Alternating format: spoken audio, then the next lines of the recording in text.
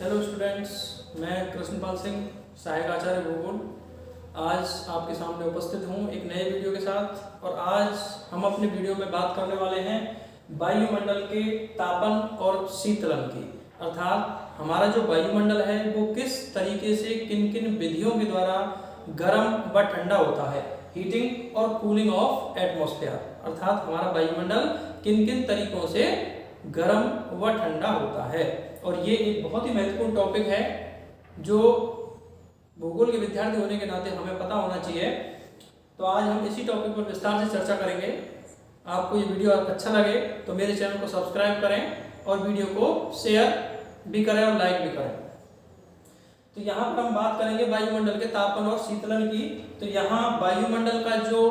गर्म व ठंडा होना है वो कई तरीकों से, कई विधियों से संपन्न होता है। और यहाँ सबसे पहले हम बात करते हैं प्रत्यक्ष सूर्यातप से वायुमंडल का गर्म होना। अर्थात हमारा जो वायुमंडल है उसको गर्म करने का एक तरीका, उसको गर्म व ठंडा होने का एक जो तरीका है वो है प्रत्यक्ष सूर्यातप से। अर्थात प्रत्यक्ष रूप से सूर्य से आने वाली जो ऊष्मा है उसको वायुमंडल अवशोषित करता है। और ये हमने पृथ्वी का ऊष्मा बजट टॉपिक जब हमने पढ़ा तो उसमें हमने ये देखा था कि सूर्य से आने वाली ऊष्मा के लगभग 14% विकिरण के भाग को हमारा वायुमंडल अवशोषित कर लेता है। अर्थात सौर विकिरण का 14% भाग धरातल पर पहुंचने से पहले ही वायुमंडल के द्वारा प्रत्यक्ष रूप से अवशोषित कर लिया जाता है और उससे वायुमंडल गर्म होता है। तो ये एक ऐसा तरीका है, लेकिन चूंकि वायुमंडल के गर्म होने में ये उतना ज्यादा इंपॉर्टेंस नहीं रखता क्योंकि इसकी मात्रा तुलनात्मक रूप से अन्य कारकों की तुलना में कम है। अब हम बात करेंगे वायुमंडल के तापन और शीतलन के लिए जिम्मेदार दूसरा एक महत्वपूर्ण कारक जिसको हम परिचालन या संचलन के नाम से भी जानते हैं। और ये वायुमंडल में होने वाली एक बहुत ही महत्वपूर्ण प्रक्रिया है जिसके द्वारा हमारा वायुमंडल और वायुमंडल की विभिन्न परतें तापमान प्राप्त करती हैं, गर्म व ठंडी होती हैं। तो सबसे पहले हम समझते हैं कि परिचालन या संचलन होता क्या है और इसमें किस तरीके से ऊष्मा ट्रांसफर होती है, किस तरीके से ऊष्मा का स्थानांतरण होता है। तो परिचालन या संचलन वह विधि है जिसमें किसी भी वस्तु के या पदार्थ के जो अणु हैं वो अपने संपर्क में आने वाले दूसरे अणु को ऊष्मा स्थानांतरित करते हैं और एक अणु से दूसरे से उसके संपर्क वाले तीसरे, फिर उससे अगले, इस तरीके से ऊष्मा का स्थानांतरण एक स्थान से दूसरे स्थान तक क्रमशः होता चला जाता है। लेकिन इस परिचालन या संचलन में अणुओं का एक दूसरे से भौतिक संपर्क बहुत जरूरी है। बिना भौतिक संपर्क के संचलन की प्रक्रिया नहीं हो सकती। इसको एक साधारण सा एक उदाहरण हम समझ सकते हैं। एक उदाहरण जैसे मान लीजिए किसी लोहे की पत्ती है, उस लोहे की पत्ती पर मोम के द्वारा हम माचिस की कुछ तीलियां चिपका देते हैं और उस लोहे की पत्ती के एक सिरे पर मोमबत्ती जला करके हम उसको गर्म करते हैं। और हम ये देखेंगे कि जब वो लोहे की पत्ती एक सिरे से गर्म होगी तो उससे धीरे धीरे वो मोमबत्ती एक सिरे पर लगी हुई है, लेकिन वो ऊष्मा क्रमशः एक अणु से अगले, अगले से फिर उससे अगले, इस प्रकार से उस पूरी पत्ती में अंत तक पहुंच जाएगी। और वो जो तीलियां हमने चिपकाई थी वो क्रमशः सबसे पहले मोमबत्ती के सबसे नजदीक वाली जो तीली है वो गर्म होकर के मोम पिघलेगा और वो नीचे गिर जाएगी। उसके बाद में उससे अगली तीली और सबसे अंत वाली छोर वाली जो तीली है वो सबसे बाद में जाकर के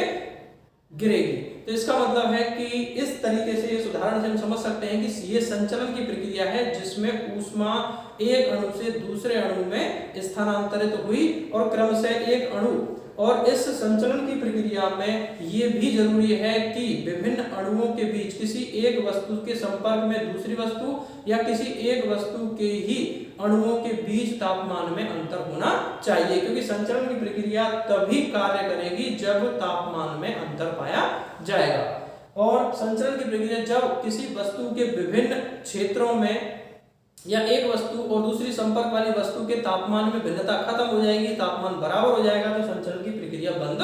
हो जाती है। तो वही संचलन की जो प्रक्रिया है वो वायुमंडल में भी ऊष्मा को एक स्थान से दूसरे स्थान तक पहुंचाने या वायुमंडल का हीटिंग और कूलिंग करने के लिए जिम्मेदार है। तो वायुमंडल में भी जब सूर्य की किरणें धरातल तक पहुंचती हैं और धरातल गर्म होता है तो धरातल के संपर्क में आने वाली जो वायु की परत है वो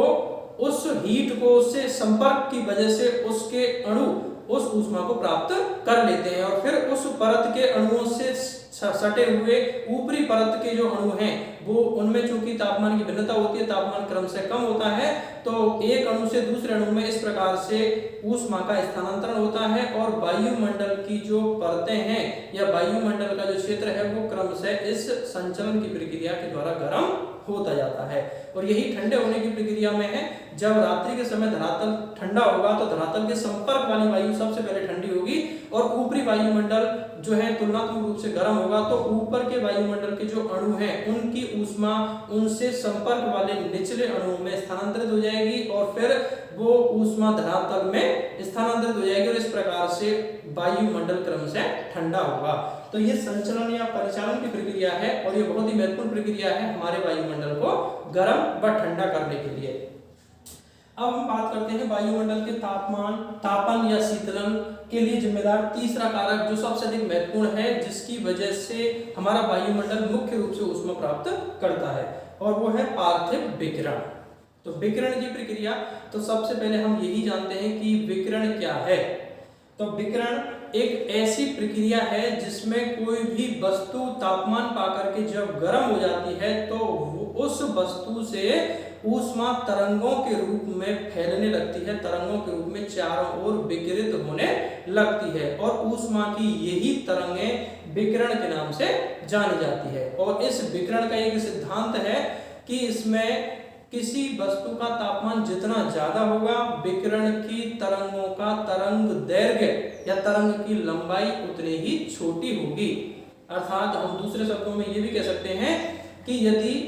वस्तु का टेम्परेचर ज्यादा है तो जिस वस्तु का ज्यादा टेम्परेचर होगा उससे तुलनात्मक रूप से लघु तरंगों वाला विकिरण होगा और जिस वस्तु का टेम्परेचर कम होगा उससे तुलनात्मक रूप से अधिक दीर्घ तरंगों वाला विकिरण होगा। और यही कारण है कि हम यदि सूर्य और पृथ्वी की तुलना करें तो सूर्य का टेम्परेचर बहुत ज्यादा होने की वजह से सूर्य से आने वाला जो विकिरण है वो लघु तरंगी है और पृथ्वी तुलनात्मक रूप से बहुत कम गर्म होती है और पृथ्वी से होने वाला जो विकिरण है वो दीर्घ तरंगों वाला विकिरण होता है। तो इस प्रकार से, और हम वायुमंडल के गर्म और ठंडे होने की बात कर रहे हैं तो हमारे वायुमंडल को गर्म करने में मुख्य भूमिका पार्थिव विकिरण ही निभाता है। ऊष्मा, पृथ्वी की ऊष्मा बजट में हमने देखा कि हमारा वायुमंडल 34% ऊर्जा पार्थिव विकिरण से ही विभिन्न रूपों में प्राप्त करता है। तो हमारी जो पृथ्वी का धरातल है वो सूर्य से आने वाली ऊष्मा को प्राप्त करके गर्म होता है और गर्म होने के बाद में ये ऊष्मा विभिन्न रूपों में विकिरित होती है और उस विकिरित हुई ऊष्मा को हमारा वायुमंडल अवशोषित करता है और इस पार्थिव विकिरण के द्वारा ही वायुमंडल मुख्य रूप से गर्म होता है। तो ये वायुमंडल को गर्म और ठंडा करने का एक बहुत ही महत्वपूर्ण कारक है पार्थिव विकिरण।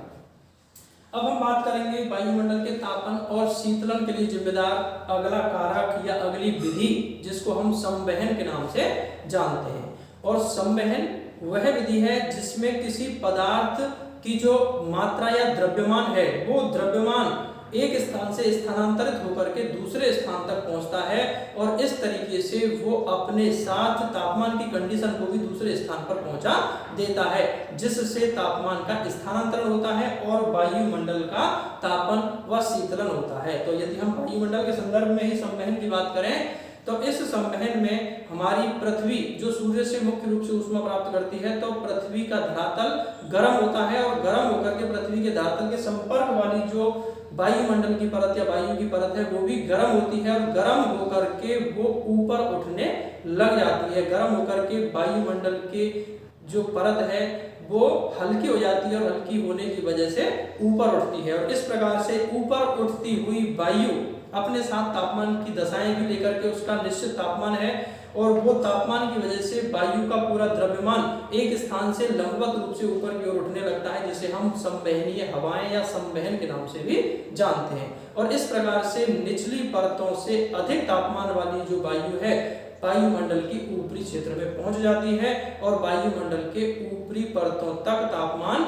पहुंचाने का कार्य करती है, जिससे वायुमंडल की ऊपरी परतें भी गर्म होती हैं। तो ये संवहन की प्रक्रिया है। और वायुमंडल को गर्म करने में संवहन भी मुख्य भूमिका निभाता है। और संवहन की प्रक्रिया ज्यादातर गर्म या उष्ण क्षेत्रों में पाई जाती है, जहां पर धरातल का टेम्परेचर काफी ज्यादा होता है और इस वजह से धरातल के संपर्क वाली हवा गर्म होकर के क्रम से ऊपर उठती है। संवहनीय हवाएं निरंतर रूप से वहां उत्पन्न होती रहती हैं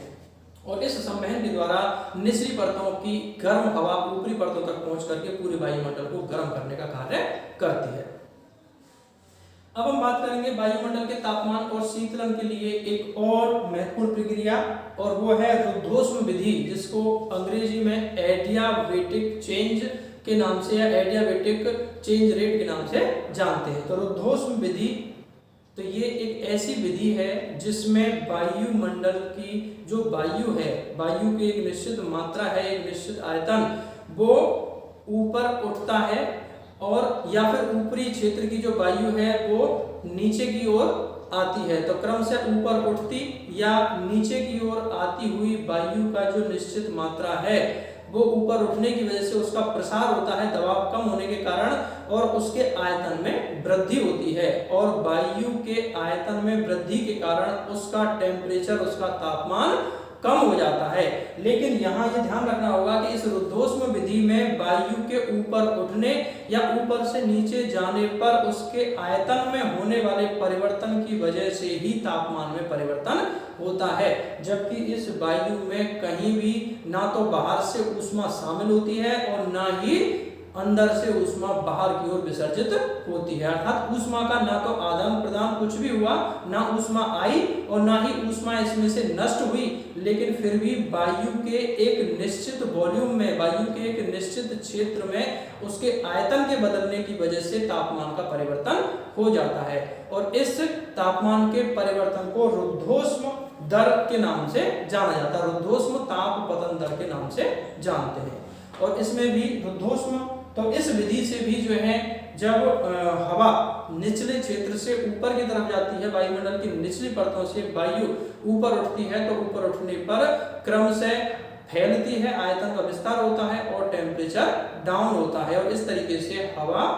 ऊपर जाने पर क्रम से ठंडी होती है। और इसके ठीक विपरीत यदि हम बात करें कि कोई भी वायु का द्रव्यमान यदि ऊपर से नीचे की ओर आता है अधिक दबाव की वजह से, तो ऊपर से नीचे आती हुई वायु क्रम से सिकुड़ती है और उसका आयतन कम होता है, और आयतन कम होने की वजह से उसके अणु पास पास आते हैं और इस वजह से टेम्परेचर बढ़ता है। तो ये जो तरीका है जिसमें ऊष्मा का ना तो बाहर से प्राप्त हुई और ना ही अंदर की जो ऊष्मा थी वो विलुप्त हुई या नष्ट हुई, लेकिन फिर भी वायु के तापमान में अंतर आ जाता है, तो इस तरीके को, इस विधि को रुद्धोष्म विधि के नाम से जानते हैं। और ये रुद्धोष्म विधि भी दो तरीके से है, दो प्रकार से है। यदि वायु की कंडीशंस ऐसी हैं कि वो संतृप्त नहीं है, अर्थात वायु का सैचुरेशन नहीं हुआ है, वायु में जो जलवाष्प की मात्रा है वो 100% से कम है, अर्थात वो पूरी तरह से संतृप्त नहीं हुई है, तो वो शुष्क रुद्धोष्म दर से जो है उसका तापमान परिवर्तित होगा। अर्थात नीचे से ऊपर की उठती हुई वायु यदि असंतृप्त है तो वो शुष्क रुद्धोष्म दर से ठंडी होगी, और शुष्क रुद्धोष्म दर है 10 डिग्री सेल्सियस प्रति 1000 मीटर, अर्थात 1 किलोमीटर की ऊंचाई पर जाने पर जो शुष्क या असंतृप्त हवा है वो 10 डिग्री सेल्सियस तापमान उसका कम हो जाएगा। और ऊपर से नीचे यदि कोई शुष्क वायु आती है तो 10 डिग्री सेल्सियस प्रति 1000 मीटर की दर से उसका तापमान क्रम से बढ़ जाता है। और आर्द्र रुद्धोष्म दर, यदि वायु संतृप्त है, यदि उसकी जो आर्द्रता है वो 100% है, उसकी धारण क्षमता के बराबर उसमें आर्द्रता है, तो उस हवा को हम संतृप्त हवा कहेंगे। और यदि हवा संतृप्त है और संतृप्त हवा यदि ऊपर उठती है या फिर ऊपर से नीचे की ओर आती है, तो उसके आयतन में अंतर की वजह से जो तापमान का परिवर्तन होगा वो 6 डिग्री सेल्सियस प्रति 1000 मीटर की दर से होगा, और इसको हम आर्द्र रुद्धोष्म दर के नाम से जानते हैं। तो अर्थात आर्द्र या संतृप्त जो हवा है यदि नीचे से ऊपर की ओर जाती है तो तापमान 6 डिग्री सेल्सियस प्रति किलोमीटर की दर से कम होगा, और ऊपर से नीचे की तरफ आती है आर्द्र हवा तो 6 डिग्री सेल्सियस प्रति 1000 मीटर की दर से तापमान में बढ़ोतरी होती है, तो इसको हम आर्द्र रुद्धोष्म दर कहते हैं। जबकि हमारे वायुमंडल का सामान्य तापपतन दर, जो विभिन्न अलग अलग ऊंचाइयों पर वायुमंडल की परतों का लिया गया औसत तापमान होता है,